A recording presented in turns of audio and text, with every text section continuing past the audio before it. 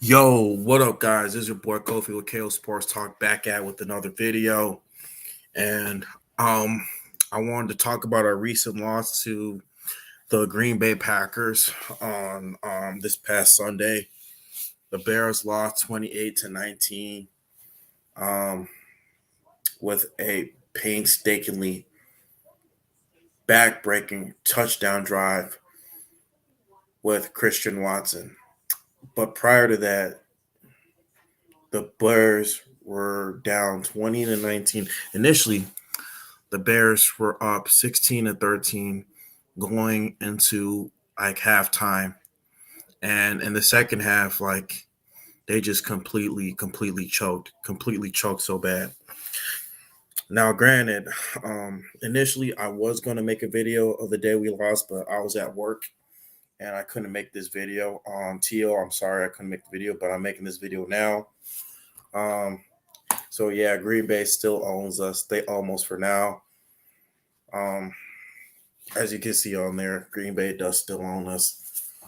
And with that win, they end up becoming the winningest team of all time with 787 wins. You know, the Bears were the winningest team of all time, but you know, things happened on uh, Green Bay. They earned it. Back to back Hall of Famers, Aaron Rodgers and Brett Favre. Now granted they only had like maybe two Super Bowls between them, but I mean, two great players, man. Two great quarterbacks, man. Two great quarterbacks. You know, um, people can talk about oh they're one of the biggest failures, but I mean, multiple divisional championships, many trips to the NFC Championship between Aaron Rodgers and Brett Favre. They've been to three Super Bowls. They won two.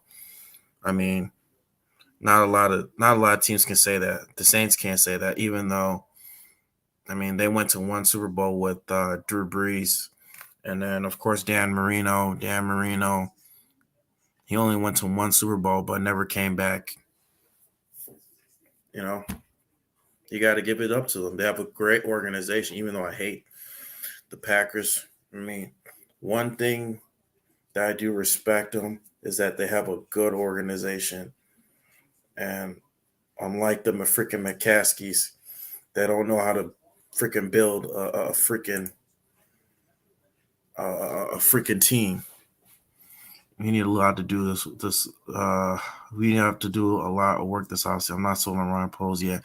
Well, Michael, you have to understand this is a rebuilding year, and for a majority, we got to really blame. We got to really blame the ownership. We got to blame the ownership because, um, and Ted Phillips.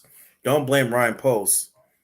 You got to blame Ted Phillips and George McCaskey and the ownership because they, I don't know what George House has done, but he did not teach his family about the ins and outs of football. He did not teach them the business side of football. He did not teach them the mechanics of football. And this is what you get. This is what you get. This is a lesson to all people who ever start their businesses. If you build up a reputable business, right? If you build up a reputable business, make sure that you teach your kids about the business, the ins and outs. If they want to get into the business, teach them about what the business is about, what they do, the advantages, the disadvantages. If you ever want to have a successful organization, or if you ever want to be successful at anything. And the fact that George McCaskey, the founder of the NFL, the fact that he gave it to his daughter and she doesn't even know a lick of football, that was a bad mistake on his part. A bad mistake on his part. He should have gave the team to somebody who he could trust, somebody who he could really trust, who he knows can handle football, somebody who's a football acumen, somebody who knows the ins and outs of football. He should have let them be the team president. Hell, he should have allowed somebody like really close to him to be the team president. Let them be the CEO because you just don't give your business to your family if they don't know what they're doing. Unless if you want to pass down, your money to them, yeah, that's different. But don't allow them to run the business. I mean, I know I got my IT business, but if I do ever have kids, I'm going to teach them. If they ever want to get into my IT business that I'm doing, I'm going to teach them the ins and outs. But that's one thing. That's one thing not McCaskey, George House failed on. He didn't really teach his kids the ins and outs of being a Bears owner, teach them what football is about, all that. I ain't blaming Ryan Poles yet. I'm just saying I ain't sold on him yet. Okay.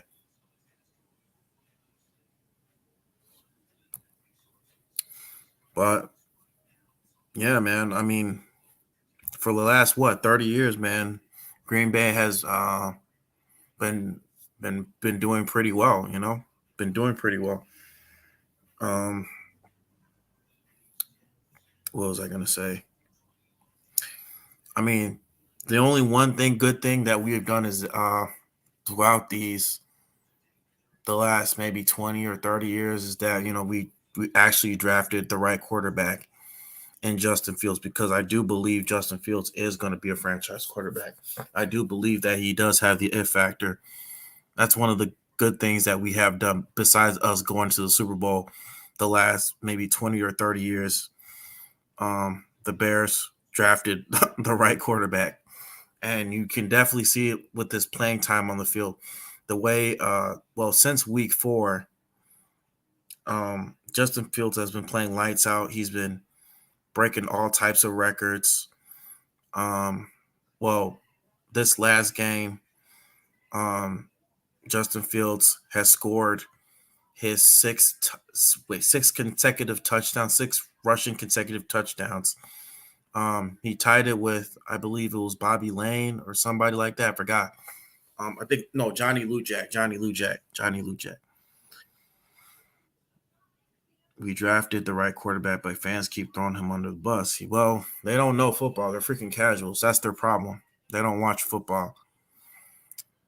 They don't watch football. Seto Kaiba. And I thought we were trash, y'all. Y'all booty. Man, see, your team is still trash. Shut the hell up. y'all be blowing games, man. Like, come on. Y'all blowing games. And let's not forget Lamar Jackson. Lamar Jackson hurt his booty again. Shut the hell up. Oh, you're funny, dude. I'm trying to figure out where Don Burr is at, man. um I mean, and plus, I mean, like, come on, CEO. I mean, this is supposed to be a rebuilding here. Give us a break, bro. Y'all supposed to be competing for a championship, and your team lost to the freaking Jaguars. Like, so if any team is booty, your team is booty, because at least our team is rebuilding. We know what we're doing. Your team is supposed to be competing for a Super Bowl. So don't be talking to me, or don't be talking. uh, Oh man. Um yeah, man, but so they will say what you talking about. Justin Fields stats are horrible, but fail to realize he's making our offense watchable. Yeah, he is. He is making our offense watchable, man. For sure, man. He's definitely making our offense watchable. I mean, look at what happened last week, when Trevor Simeon was playing. First couple drives, he was doing well. Had that quick touchdown pass to Byron Pringle. Byron Pringle mossed that dude. But, you know, um, when the Jets defense saw what he was doing, his tendencies, they pretty much completely contained him. They completely contained all our wide receivers, and they tried to run the ball with David Montgomery. Montgomery could not run. run the ball, and you saw what happened. We only scored 10 points, and the Jets scored 31 points on our weak ass secondary or weak secondary. Yeah, they were wrong. No, no, they were definitely wrong, man. Um, there's a reason why Trevor Simeon is a backup. I mean, yeah, he definitely knows this offense. He definitely knows how to operate this offense, but he doesn't have the type of skill set that Justin Fields has. He doesn't have the type of skill set that Justin Fields runs. His mobility, the fact that he's able to escape out the pocket, the fact that he's able to scramble for more yards, the fact that he's able to take the top off of the defense at any given time, man. Like literally, I've been saying this. He's Devin Hester as a quarterback, and you're definitely seeing it on the field. Like every time he gets the ball in his hands, he's either making a play with his legs or with his arm. And for the past 8 to 9 games, like he scored a touchdown like each time, like with his leg. Five sports talk is negative most of the time, but I try to be optimistic. What do you mean? But I try to be optimistic. I mean, Five Sports Talk. I mean, I've seen some of his videos. He's been positive. Like he was really happy that we freaking lost. I saw one of his videos saying that the Bears lost, and he was like saying he was really being very very optimistic and very positive that fact that the Bears lost because it really helps us to solidify that top 2 pick, that top 3 pick. I mean, I've been seeing a lot of Bears fans being so optimistic, that we're losing a lot of these close games. Even though I mean, granted, we do have a lot of holes, but I mean, even if we probably draft Jalen Carter or Will Anderson, there's no guarantee that they're going to be doing well in the draft, But I mean, at this at the same time, when you get a top 1 draft pick, especially with this type of draft, with Bryce Young and C.J. Stroud and also Will Levis. Um, a lot of teams they're going to be calling the Bears, to get that top draft pick. So the Bears are definitely going to have leverage, and not only that, um, I'm pretty sure you guys know about the cap space, over 120 million dollars in cap space, and with a lot of the NFL deals that they've been getting going into the 2023, 2024 season, with a lot of deals that they have, especially with Amazon. Um, what else? All types of endorsements and sponsorships the NFL is getting. Um, the overall cap space of the NFL is expected to go up to 223 million. So that's going to leave the Bears with at least between 115 and 120 million. Like I think that's like $50 million more than the second team. Jackson Smith and Jigba is looking nice, looking real nice in that Bears shirt. Hopefully, we might get him, man. Yeah, Jackson Smith and Jigba. He used to be. He played a little bit with Justin Fields. I think his last year, he played a little bit with him, and yeah, I definitely do like Jackson Smith and Jigba. I don't think he's definitely going to be a top 10 pick, but some people were saying that he was a little bit better than Chris Olave and Garrett Wilson, but I don't know. I mean, Chris Olave, man, like he was like Justin Fields' go-to man. I don't think he's better than Chris Olave. Chris Olave was a freaking beast, man.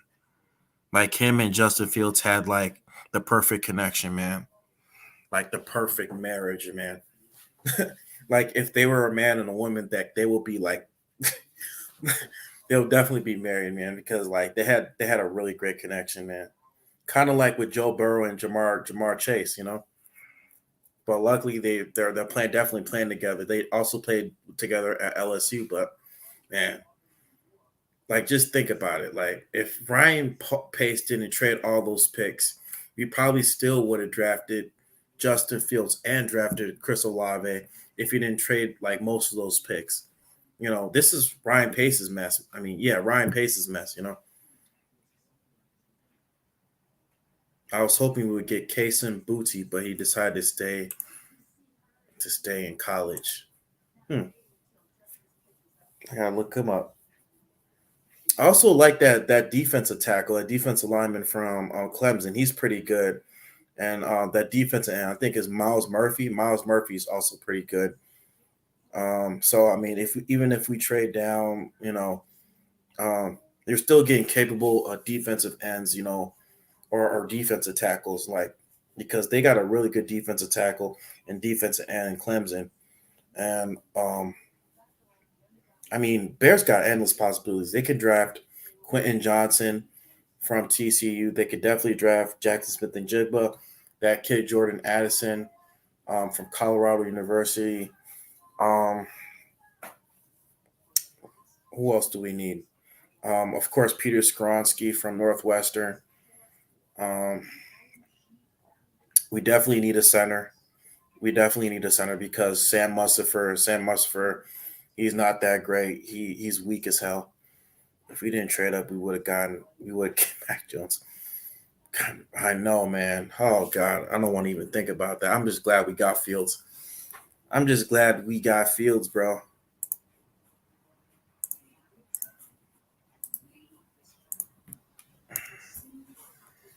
I'm just glad that we got Fields, man. I'm just really glad that we got Fields, man, because or just even imagine what if the Vikings got him, because the Vikings initially were trying to trade up. The Vikings initially were trying to trade up to get Justin Fields. So can you imagine Justin Fields in purple and gold with Justin Jefferson, freaking Adam Thielen, Dalvin Cook, all those weapons he has? Oh my gosh. And he has TJ Hawkinson. Like, oh my God. They're definitely instant Super Bowl contenders, man. Definitely instant Super Bowl contenders. Like, no one is stopping that team. I mean, I could see them freaking maybe losing one game. Like they'll be like the Philadelphia Eagles. They'll definitely be like the Philadelphia Eagles, man. But even better, like but on steroids. We will soon prove urinating tree wrong. What about urinating tree? What did he say? What did this guy say? What did he say about Claypool?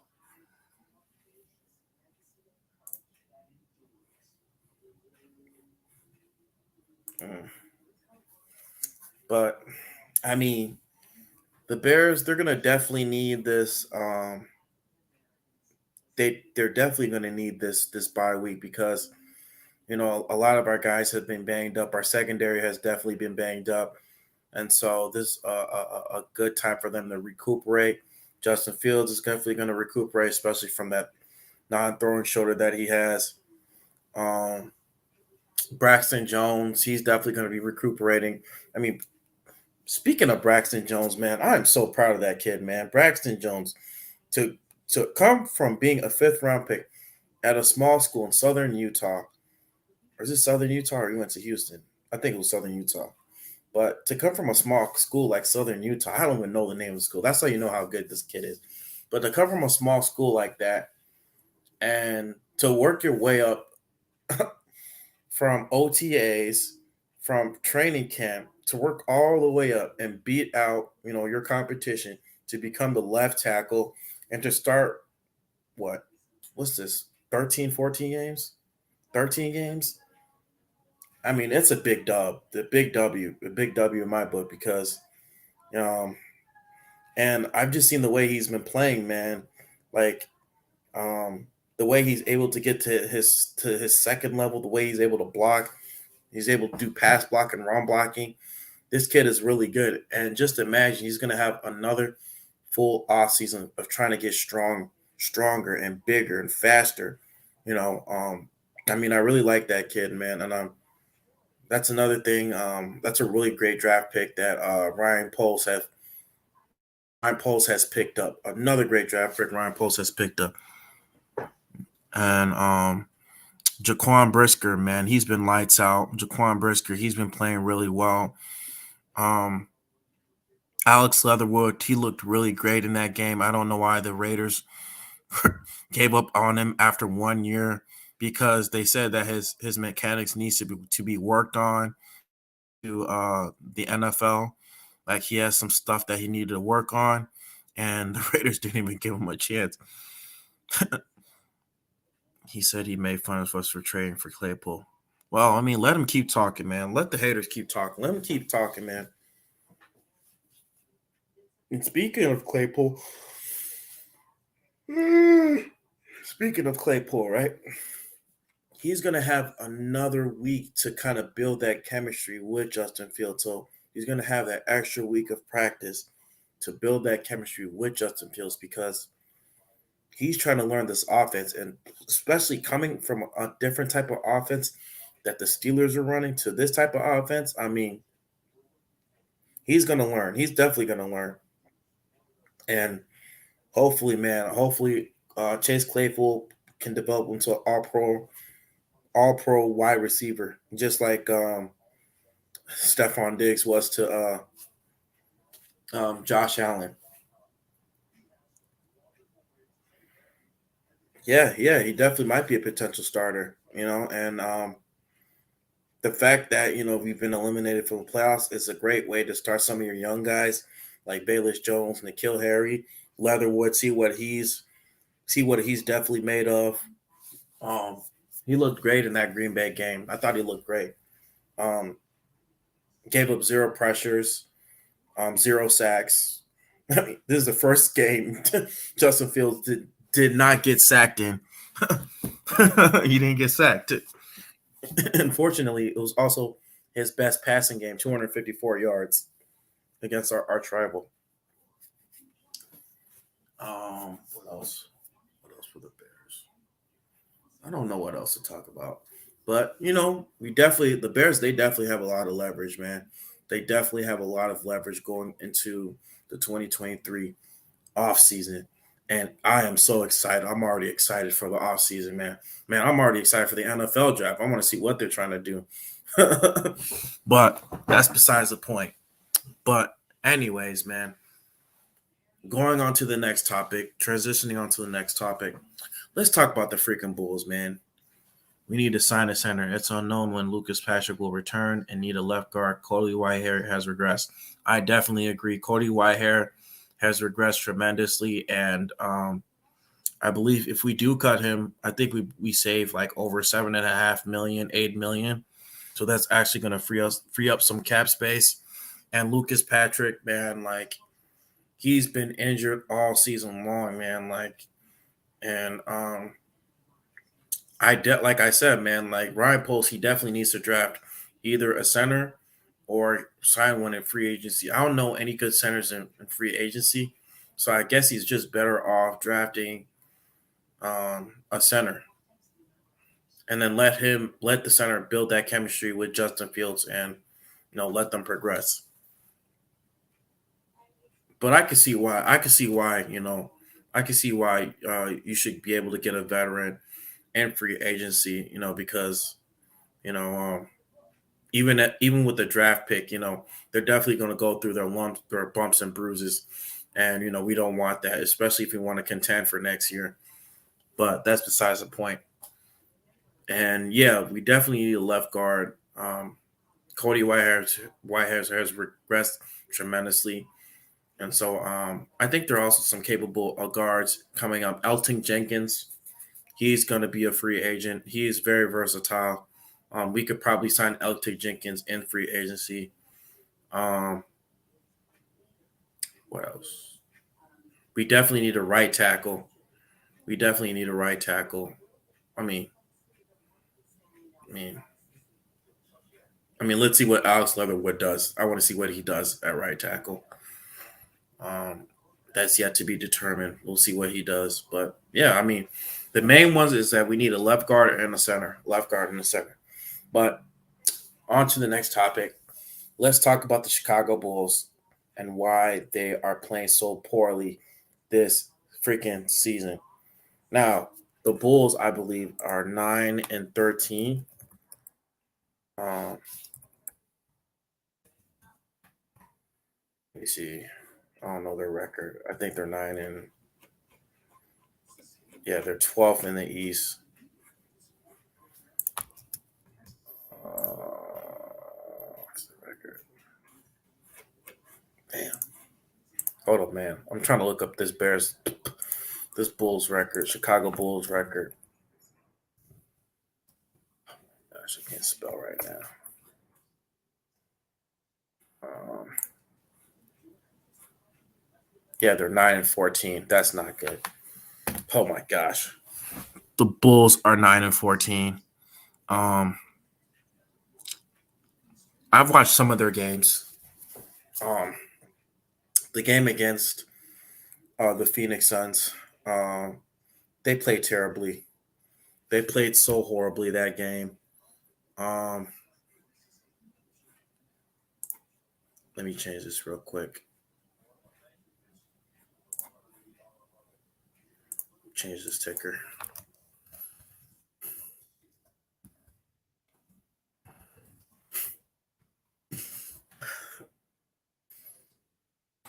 Yeah, the Chicago Bulls are sucking bad, man. Chicago Bulls are sucking bad. Um, that game against the Phoenix Suns, already from the get go, I already knew it was going to be a blowout.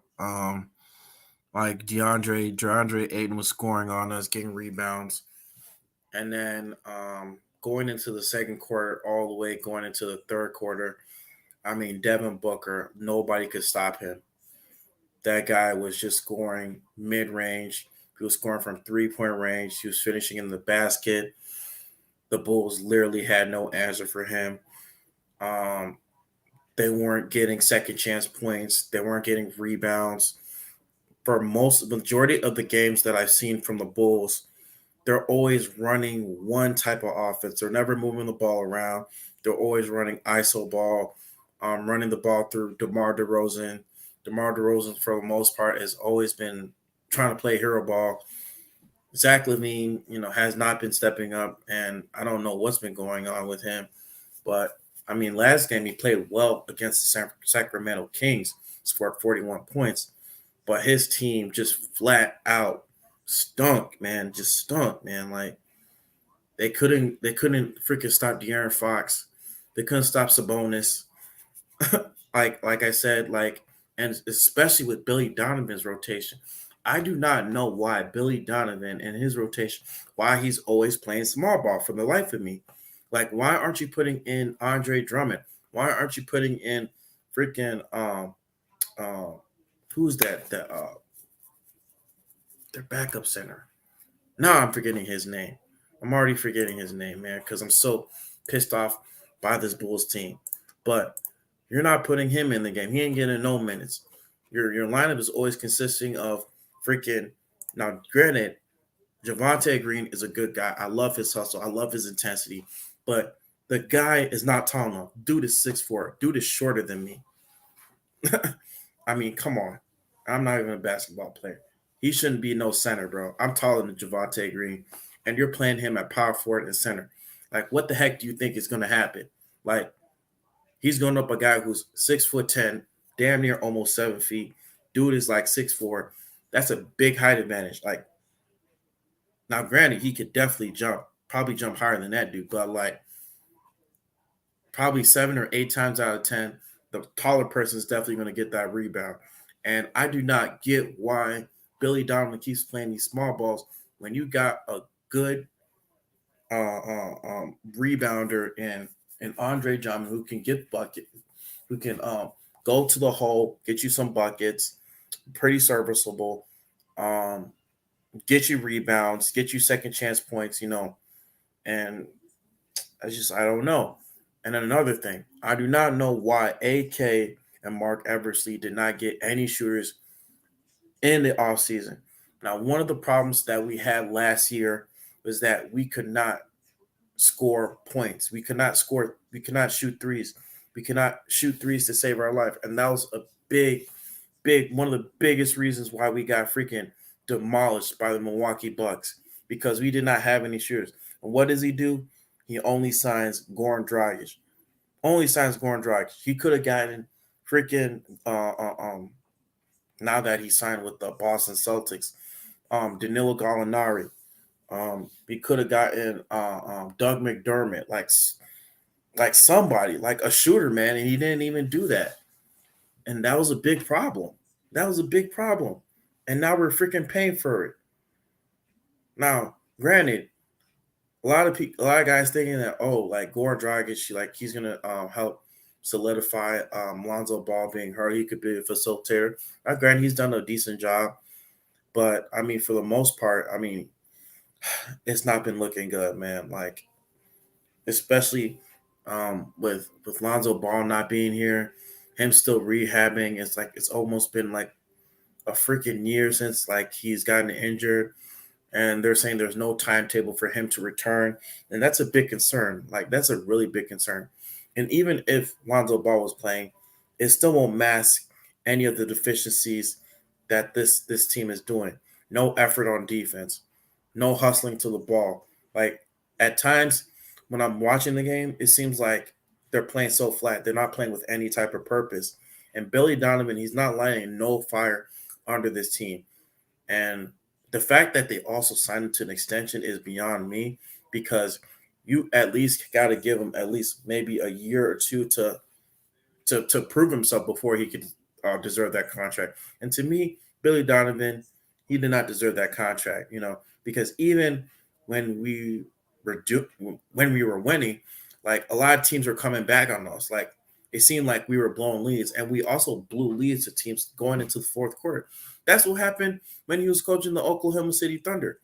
Like Oklahoma City Thunder, they were up 3-1 and they ended up losing 4-3.